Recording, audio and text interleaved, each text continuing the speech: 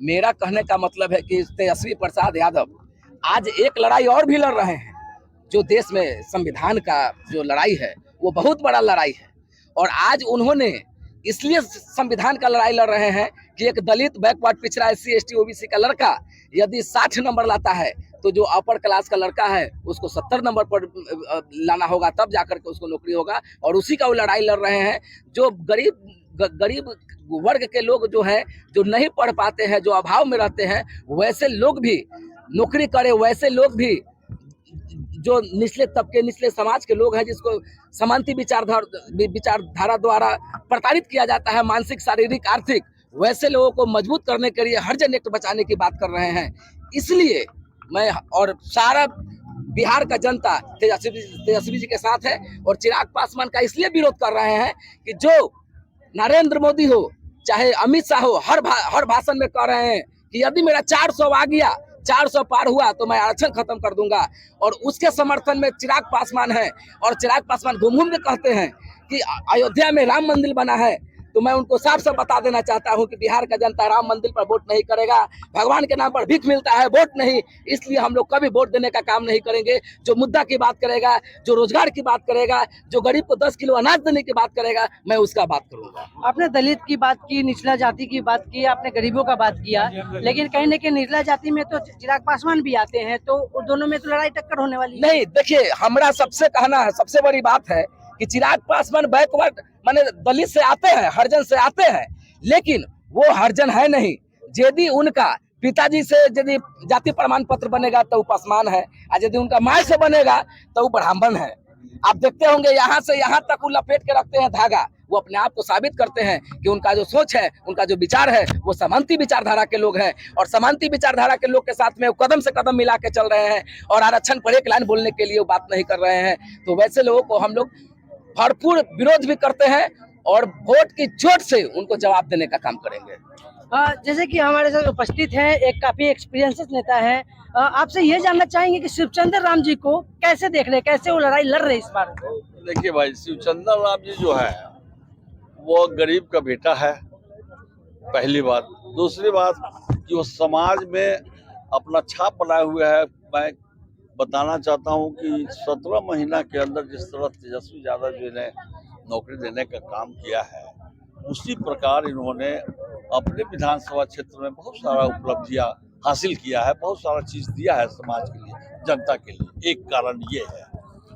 दूसरा कारण ये है कि ये ऐसे टीम का सिपाही है जिस टीम का जन्म सामाजिक न्याय के लिए हुआ। लालू जी उसके मसीहा हैं, और लालू जी की टीम में एक कारखाना है लालू जी के यहाँ, जहाँ से नेता पैदा होते हैं और बड़ा होने के बाद सुख सुविधा लेकर के सामंतीवादी ताकतों के साथ मिल जाते हैं। ये कारखाना है। ये लड़का शिवचंद्र राम जिस बच्चे का नाम है, ये इसके अंदर जोश खरोश होश है। ये अपने समाज को जानता है, पहचानता है, और इसका समाज जो है अति पिछड़ा, schedule caste, schedule tribe, backward, तमाम लोग हैं। अब इधर उसके मुख्य नेता तेजस्वी जी ने A to Z पार्टी कर दिया है, इसलिए वो किसी से वंचित होने वाला नहीं है। A to Z का अर्थ है कि तमाम लोगों का स्नेह प्यार उसे मिल रहा है, और तमाम लोगों के स्नेह प्यार से वह विजयी होगा, यह निश्चित है। अब बताइए, मैं आपसे पूछना चाहता हूं, चाय बेचने की जिसको आदत पड़ गई हो, अपना सामान बेचकर पैसा लेने का जिसको आदत बन गया हो, वही आदमी न देश बेचेगा, वही आदमी न समाज को बेचेगा, वही आदमी न रेल बेचेगा, वही आदमी एयरपोर्ट बेचेगा, वही आदमी जहाज बेचेगा। सारा संसार के संपत्ति को बेचकर अपना तिजोरी भरने का काम किया। दो आदमी है बेचने वाला, एक शाह और दूसरा मोदी। दो खरीदने वाला जो उसके अपने चचेरे फुफेरे मेरे भाई हैं, शायद आप लोग नहीं जानते हैं। दो खरीदार हैं, तो वो सारा संपत्ति हिंदुस्तान का खरीद के अपने में समेट लेना चाहता है। तो बेच रहा हो जो देश, वह क्यों करेगा हमारे ऊपर विश्वास? उसके भेष को अब हम लोगों ने जान लिया है। वो जुमलेबाज का सरकार है, वो अब बेईमान का सरकार है। वो उस सरकार को बुलंद कर रहा है ये आदरणीय पासवान जी का लड़का, नाम नहीं लेना है, वो पापी है। वह ऐसा पाप किया है जो अपने बाप के सपना को चकनाचूर कर दिया है। वह बाप का कलंक है। हम गर्व करते हैं रामविलास पासवान जी के लिए, लेकिन हम शिकायत करते हैं इसके लिए। एक जमाना था, और आप सुने होइएगा कि लालू जी के टीम में लालू, नीतीश, रामविलास और 1 रुपया में 4 गिलास। कहने का क्या मतलब कि ये तमाम लोगों का समीकरण था, जिसके कारण 90 के दशक में लालू जी सत्ता पर आए और उस सत्ता को, जो सामाजिक न्याय की लड़ाई थी, और ये सामाजिक न्याय की लड़ाई नहीं लड़ रहा है या उनके हाथ को मजबूत कर रहा है जो इसके बाप दादा परदादा, हमारे बाप दादा परदादा को तंग और तबाह किया, बर्बाद किया।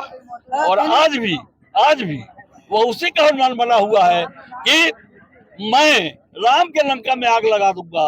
अरे जाओ ना यार, तुम रावण के लंका में। वो हनुमान राम का था जिसने रावण के लंका में आग लगाया।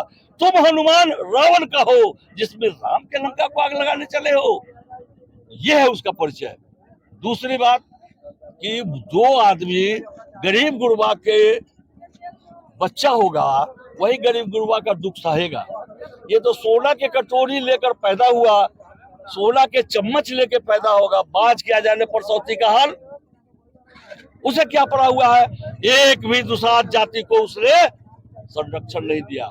सुबह बिहार में बीना शाही को टिकट दिया, क्या वहां दुसाध का बेटा नहीं था? वहां बहनोई को टिकट दिया, क्या वहां दुसाध का बेटा नहीं था? तो ठगने का काम करता है। उसको पता है कि यह जाति, जिस जाति से हमारे पिताजी थे, वो जाति के लोग बदुआ मजदूर है, जाएगा कहाँ? यह उसकी मजबूरी है।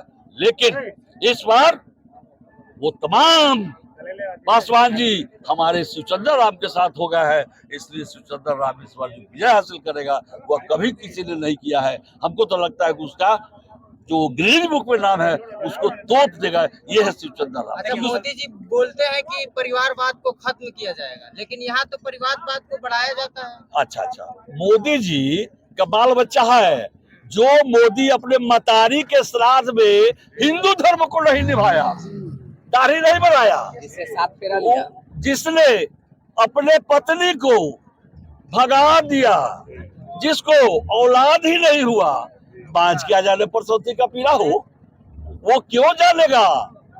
मोदी इस देश का कलंक है जिसने हमारे संविधान को छेड़ने का काम किया है। मैं पूछना चाहता हूं कि जब संविधान नहीं बचेगा तो हम कहाँ रहेंगे? अगर ये संविधान बन गया कि दलितों को, अति पिछड़ों को मुखिया नहीं बनना है, उसको चुनाव नहीं